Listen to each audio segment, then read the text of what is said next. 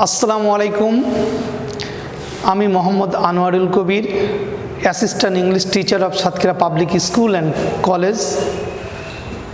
প্রিয় শিক্ষার্থীরা, আজকে আমি আপনাদের জন্য ইংলিশ সেকেন্ড পেপারের গত 19 তারিখের ম্যাচিং প্লাস উইথ ক্লু এই ক্লাসটা নিব। আপনারা অত্যন্ত মনোযোগ দিয়ে ক্লাসটা লক্ষ্য করবেন। আজকে ম্যাচিং প্লাস উইথ ক্লু, ম্যাচিংটা বাসার থেকে গাইড থেকে আমরা 1 থেকে 10 পর্যন্ত করে রাখব। অর্থ সহকারে পড়ে ক্লিয়ার করতে হবে আপনাদের সবাইকে। এবং এখন আমি যেটা আলোচনা করতে যাচ্ছি সেটা হচ্ছে উইদাউট ক্লু। সত্যি কথা বলতে কি, উইদাউট ক্লু এবং with clue, gap fillings using proper words in the filling gaps, এই সবগুলো একই আইটেম। এবং এগুলো শিখতে গেলে যে জিনিসগুলো আমাদেরকে শিখতে হবে সে জিনিসগুলো অবশ্যই আমাদের জানা দরকার। প্রথমে আলোচনা করছি, প্রথমে জানতে হবে with clue, without clue, gap feelings এবং ইউজিং সুইটেবল ওয়ার্ডস। সঠিকভাবে অ্যান্সার করতে হলে যে বিষয়ে আমাদের জ্ঞান রাখতে হবে। Number 1, structure of tense and sentence, অর্থাৎ সেন্টেন্সের গঠন এবং সেন্টেন্সের টেন্স এবং সেন্টেন্সের গঠন প্রণালীগুলো আমাদেরকে সুন্দরভাবে আয়ত্ত করতে হবে। Number 2, position of parts of speech, অর্থাৎ পার্টস অফ স্পিচগুলো noun, adjective, verb, adverb, preposition, conjunction এবং ইন্টারজেকশন, এই পার্টস অফ স্পিচগুলো একটা সেন্টেন্সের ভিতরে কোথায় কোথায় বসতে পারে এই জিনিসগুলোর উপরে আমাদের জ্ঞান রাখতে হবে, এই বিষয়ের উপরে। Interchanging of parts of speech অথবা ওয়ার্ড ফরমেশন যেটা আমরা বলি, interchanging of parts of speech মানে একটা ওয়ার্ডের অন্য অন্য ওয়ার্ড ফর্মে পরিবর্তন করা। যেমন বিউটি, এটি একটি নাউন ওয়ার্ড, এর অ্যাডজেক্টিভ বিউটিফুল, অ্যাডভার্ব বিউটিফুলি এবং এর ভার্ব ওয়ার্ড বিউটিফাই। তাহলে এক বিউটিকে যেভাবে রূপান্তরিত করতে হলো এক এক রুলস অনুযায়ী, সেই রুলসগুলো আমাদেরকে অবশ্যই শিখে রাখতে হবে। Number 4, having reading skill with Bangla meaning, অর্থাৎ একটা প্যাসেজ পড়ে তার সঠিক বাংলা অর্থটা যদি আমরা হৃদয়ঙ্গম করতে না পারি তাহলে কোন ওয়ার্ডটা কোন জায়গায় প্রপারলি ইউজ হবে সেটা আমরা ব্যর্থ হব। সেই কারণে প্যাসেজটা প্রত্যেকটি লাইন পড়ে আগে বাংলা অনুবাদটা আমাদের আয়ত্ত করে নিতে হবে। Number 5, having knowledge on idioms and phrase, idioms and phrase ইংরেজি অর্থাৎ অত্যন্ত গুরুত্বপূর্ণ বিষয়। এইগুলো আমাদেরকে অবশ্যই শিখতে হবে এবং জ্ঞান রাখতে হবে, কারণ একটি ফ্রেজ অথবা ইডিয়মস অর্ধেক দেওয়া আছে আর অর্ধেক গ্যাপ ফিলিংস করতে হবে। যদি পুরো ইউনিটটা আমাদের জানা না থাকে তাহলে এটা কিন্তু কখনোই সম্ভব হবে না। Number 6, knowing various meaning of same word, একটি ইংলিশ ওয়ার্ডের অনেকগুলো অর্থ থাকতে পারে। আমরা সচরাচর কি করি, একটা ওয়ার্ডের একটা অর্থই আমরা জেনে থাকি, কিন্তু একটি ওয়ার্ডের যে অনেকগুলো অর্থ আছে এগুলো শিক্ষার্থীদেরকে অবশ্যই এখন থেকে জানার চেষ্টা করতে হবে। যেমন একটা উদাহরণ হিসেবে বলা যায়, যেমন হ্যান্ড, হ্যান্ড মানে আমরা জানি হাত, আবার একই অর্থ হ্যান্ড মানে হচ্ছে ভার্ব অর্থাৎ হস্তান্তর করা হ্যান্ড, আবার এর সাথে এস দিলি হ্যান্ডস অর্থাৎ শ্রমিক, তাহলে একটা একই শব্দ কিন্তু অর্থ ভিন্ন ভিন্ন। এগুলো আমাদেরকে ইংরেজি শিখতে হলে অবশ্যই এর উপরে আমাদের আয়ত্ত করতে হবে। Number 7, uses and characters of parts of speech, parts of স্পিচের ব্যবহার এবং তার চারিত্রিক যে বৈশিষ্ট্যগুলো, যে সেন্টেন্সের ভিতরে কি গ্রামার ইউনিট হিসেবে কিভাবে কাজ করে সেগুলো অ্যানালাইজ করা। বিশেষ দ্রষ্টব্য এখানে বলে রাখা ভালো, এই আইটেম এ সর্বোচ্চ মার্কস পেতে হলে উপরে 7টি বিষয়ে অবশ্যই জ্ঞান রাখতে হবে। With clue, without clue, gap fillings and using suitable ওয়ার্ডসের ওয়ার্ডস এর উপর দখল আনতে হলে প্রথমে আমাদের শিখতে হবে position of parts of speech into sentence, অর্থাৎ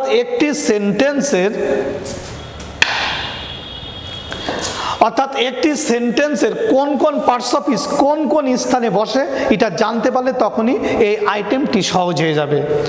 প্রথমে আমরা আলোচনা করব নাউন। নাউন এক কথায় যার কোনো নাম আছে তা হলো নাউন, যেমন ছোঁয়া, ঢাকা, পেন, রুমা, ইটিসি, এইগুলো হলো noun. Position of noun in a sentence, অর্থাৎ একটি সেন্টেন্সে নাউন কোথায় কোথায় বসতে পারে, রাইট। বিশেষ দ্রষ্টব্য নাউন গ্যাপ ফিলিংস করার ক্ষেত্রে অন্যান্য পার্টস অফ স্পিচ থেকে নাউনকে আলাদাভাবে চিনতে কোনো শিক্ষার্থীর জন্য অত্যন্ত একটি গুরুত্বপূর্ণ বিষয়। নাউনকে সহজভাবে চিনতে হলে নিচের সাফিক্সগুলো অবশ্যই মনে রাখতে হবে। সাফিক্সগুলো কি কি হতে পারে? ওয়ার্ডের সাথে ইয়ার যোগ করলে নাউন হবে, ই ডবল ইয়ার থাকলে নাউন হবে, এ আর থাকলে নাউন হবে, ও আর থাকলে নাউন হবে। এই যে আমি একটি লিস্ট দিয়ে দিয়েছি, এই নোটটা আপনাদেরকে অবশ্যই খাতায় লিখে রাখতে হবে এবং এগুলো মনে রাখতে হবে। এখন এই সাফিক্সগুলো দিয়ে কিভাবে ওয়ার্ড তৈরি হয়, নাউন তৈরি হয়, সেগুলো নিচে দেখানো হলো। নাম্বার 1, প্রথমে সাবজেক্ট এর স্থানে গ্যাপ থাকলে ওই গ্যাপে নাউন বসে, যেমন dash has no colour, answer water has no colour, অর্থাৎ পানির কোনো রং নেই। এখানে হ্যাজ হচ্ছে ভার্ব, তাহলে ভার্বের আগেই সাবজেক্টের স্থান, তাহলে সাবজেক্টের স্থানে গ্যাপ থাকলে ওই গ্যাপে অবশ্যই সুইটেবল বা উপযুক্ত বাক্যের সাথে মিনিংয়ের সাথে অর্থ ঠিক রেখে একটা সুইটেবল নাউন ওয়ার্ড ইউজ করতে হবে। নাম্বার 2, ট্রানজিটিভ ভার্বের পরে বা অবজেক্টের স্থানে গ্যাপ থাকলে ওই গ্যাপে অবশ্যই নাউন বসে, ওই গ্যাপে অবশ্যই নাউন বসে। যেমন কবি স্যার টিচেস ড্যাশ, কবি স্যার শিক্ষা দেয়, তাহলে টিচ এটা একটি ট্রানজিটিভ ভার্ব অর্থাৎ সকর্মক ক্রিয়া, এরপরে উপযুক্ত আমার নাউন ওয়ার্ড বসাতে হবে। তাহলে ইংলিশ, কবি স্যার টিচেস ইংলিশ, কবি স্যার ইংরেজি শেখায়। এখানে বলে রাখা ভালো, শুধু ইংলিশ না, এখানে বাংলা, এখানে ম্যাথমেটিক্স, যে কোনো একটা সাবজেক্টের নাম বসালেই আনসারটা ঠিক হয়ে যাবে। নাম্বার 3, আর্টিকেল অর্থাৎ এ এন দি এদের পরে গ্যাপ থাকলে এবং সেন্টেন্সটি এখানেই শেষ হয়ে গেলে উক্ত গ্যাপে অবশ্যই নাউন বসে। যেমন ছোঁয়া bought a dash, A article দিয়ে শেষ হয়েছে, সুতরাং এ আর্টিকেল পরে অবশ্যই একটি নাউন আসবে। এখানে কি হতে পারে? পেন হতে পারে, বুক হতে পারে, পেনও নাউন, বুকও নাউন। তাহলে ছোঁয়া বট এ পেন, ছোঁয়া একটি কলম কিনেছিল, অথবা ছোঁয়া বট এ বুক, ছোঁয়া একটি বই কিনেছিল। নাম্বার 4, আর্টিকেল এবং প্রিপোজিশনের মধ্যে গ্যাপ থাকলে ওখানেও নাউন বসে।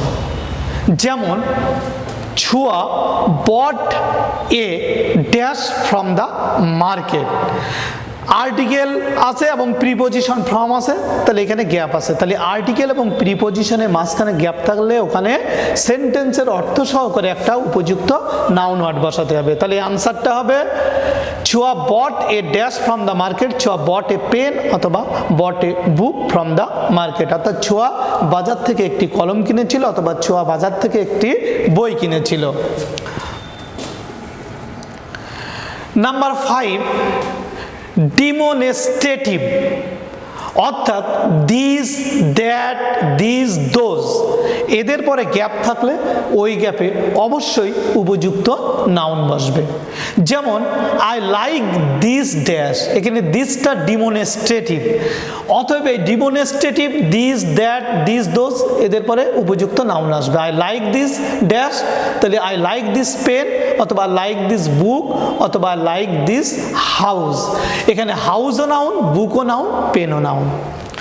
নাম্বার 6, পজেসিভ অর্থাৎ my, his, her, your, their, its এবং করিমস, এদের পরে গ্যাপ থাকলে ওখানে নাউন বসে। যেমন রানা ইজ মাই ড্যাশ, তাহলে Rana is my friend, Rana আমার বন্ধু। এখানে রানা কেউ যদি এখানে ব্রাদার দেয় তারটাও রাইট হবে। এখানে যদি রানা ইজ মাই কাজিন তারটাও রাইট হবে। এক কথায় উপযুক্ত নাউন ওয়ার্ড বসাতে হবে। নাম্বার 7, নিউমিরালস অর্থাৎ সংখ্যাবাচক শব্দ, যেমন 1, 2, 3, ফার্স্ট, সেকেন্ড, এদের পরে গ্যাপ থাকলে উক্ত গ্যাপে উপযুক্ত নাউন ওয়ার্ড বসাতে হবে। যেমন আই বট 2 ড্যাশ, তাহলে আই বট 2 পেন্স। অথবা কেউ যদি লেখে আই বট 2 বুকস, তাহলে বুকসটাও রাইট, পেন্সটাও রাইট। অর্থাৎ আমি 2টো কলম কিনেছিলাম অথবা 2টো বই কিনেছিলাম। বিশেষ দ্রষ্টব্য, একের অধিক জনকে বোঝালে কাউন্টেবল নাউনের ক্ষেত্রে অবশ্যই প্লুরাল নাউন ব্যবহার করতে হবে।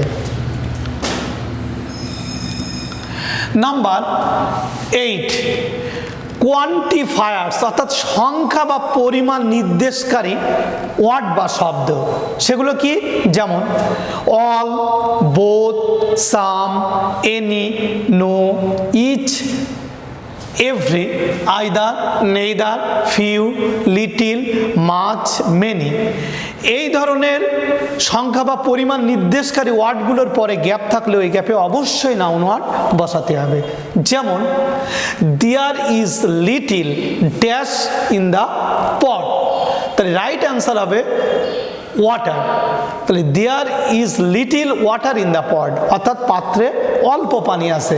এখানে লিটিল এটা একটা পরিমাণ নির্দেশকারী ওয়ার্ড, অথবা এই ধরনের ওয়ার্ডের পরে গ্যাপ থাকলে উপযুক্ত নাউন ওয়ার্ড বসাতে হবে।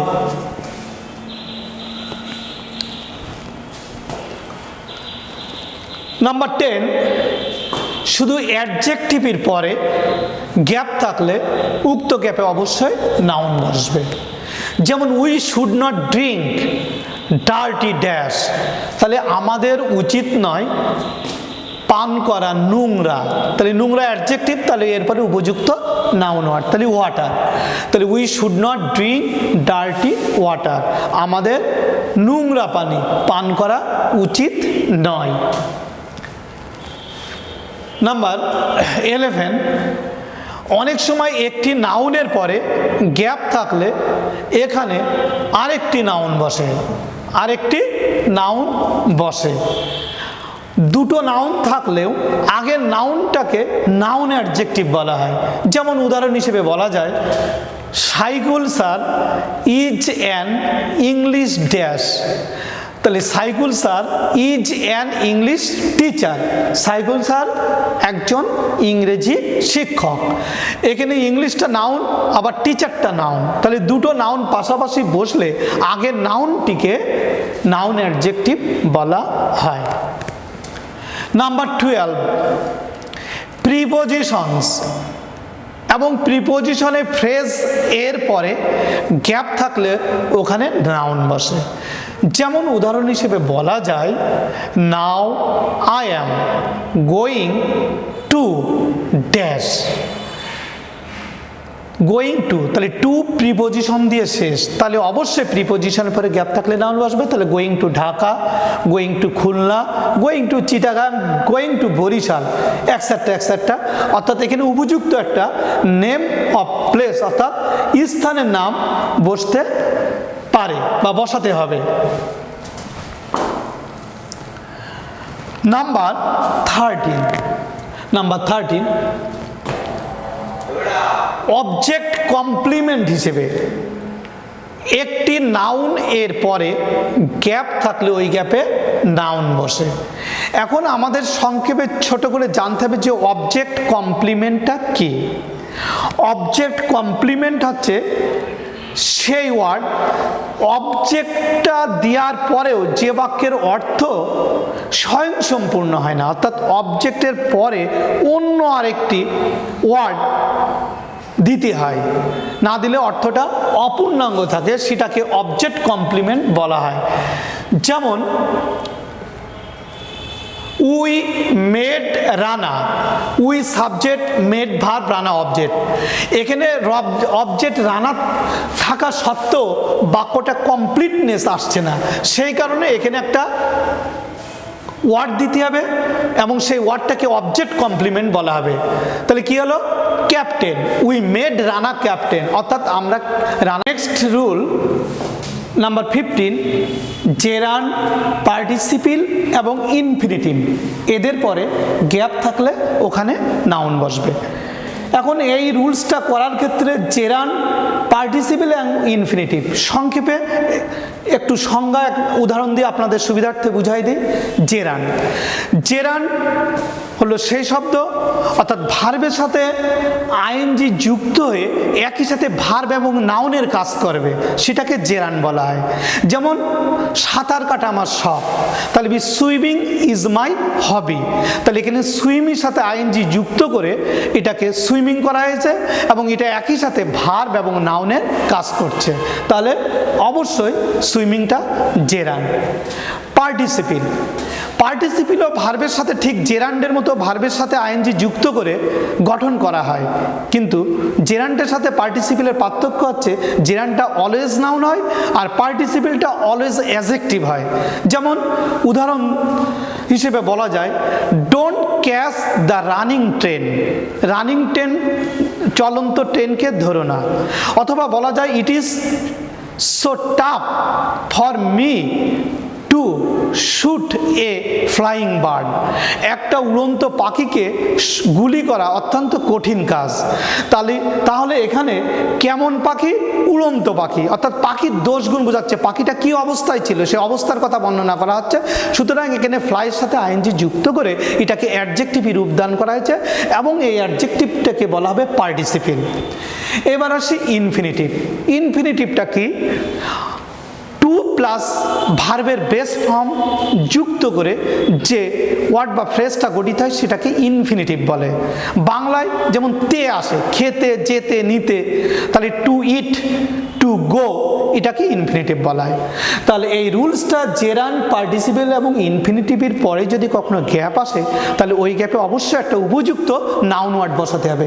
যেমন উদাহরণ হিসেবে to tell a dash is a great sin, to tell a lie, lie এটা একটা সুইটেবল নাউন, এর অর্থ হচ্ছে মিথ্যা, তাহলে টু টেল এ লাই মিথ্যা বলা, ইজ এ গ্রেট সিন অর্থাৎ মহাপাপ, মিথ্যা বলা মহাপাপ।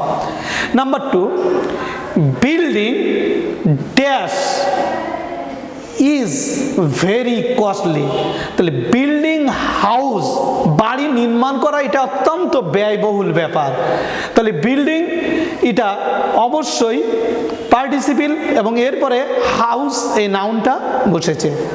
তারপরে চলে আসে সিং ড্যাশ ড্রয়িং হি জাম্প, তাহলে সিং এ চিলড্রেন ড্রয়িং, অর্থাৎ একটা বাচ্চাকে ডুবতে দেখে হি জাম্প, সে লাফ দিল, অর্থাৎ পানিতে লাফ দিয়ে বাচ্চাটাকে উদ্ধার করলো। তাহলে এখানে সিং এই আইএনজি যুক্তর পরে অবশ্যই একটা সুইটেবল নাউন চিলড্রেন। আচ্ছা, এখানে এ সিং এ চিলড্রেন না, এখানে চাইল্ড, সিং এ চাইল্ড, অর্থাৎ এ চাইল্ড হচ্ছে সিঙ্গুলার ফর্ম, তাহলে এরপরে চাইল্ড হবে, চিলড্রেন আর চাইল্ড। নাম্বার 16, কেজ ইন অ্যাপোজিশনের স্থানে গ্যাপ থাকলে ওইখানে নাউন বসে। এখন প্রিয় শিক্ষার্থীরা, আমাদেরকে ধারণা রাখতে হবে কেজ ইন অ্যাপোজিশন জিনিসটা কি, গ্রামারের কি অংশ এটা এবং কিভাবে আমরা বুঝবো এটা cage in apposition. Cage in apposition, apposition শব্দের অর্থ হচ্ছে পাশে জায়গা করে নেওয়া। অতএব আমরা বলতে পারি একটা সেন্টেন্সে সাবজেক্ট বা কর্তার অতিরিক্ত পরিচয় দেওয়ার জন্য যে অতিরিক্ত ওয়ার্ড সাবজেক্টের পরে কমা দিয়ে বসানো হয় সেটাকেই অ্যাপোজিশন বলা হয়। যেমন উদাহরণ হিসেবে বলা যায় Rana dash is going to Dhaka tonight. এই রানাটা কোন রানা? এটা অনির্দিষ্ট, সেই কারণের জন্য রানাকে নির্দিষ্ট করার জন্য বলা হয়েছে রানা কমা দিয়ে মাই ফ্রেন্ড। তাহলে অন্য কোনো রানা না, এই গ্রামে অনেক রানা থাকতে পারে কিন্তু আমার বন্ধু রানা, তাহলে মাই ফ্রেন্ডটা হচ্ছে অ্যাপোজিশন। তাহলে Rana my friend is going to Dhaka tonight, Rana আমার বন্ধু আজ রাতে ঢাকা যাচ্ছে। প্রিয় শিক্ষার্থীরা, আমি এতক্ষণ ধরে আপনাদের জন্য এই 16টা রুলস আলোচনা করলাম, যেটা আপনারা বাসায় প্র্যাকটিস করলে অবশ্যই উইদাউট ক্লু কিছুটা হলেও আপনাদের কাছে সহজ হবে। আশা করি আপনারা এগুলো প্র্যাকটিস করবেন এবং বারবার করে দেখবেন। তাহলে আজ এই পর্যন্ত, আপনারা সবাই ভালো থাকেন। খুদা হাফেজ।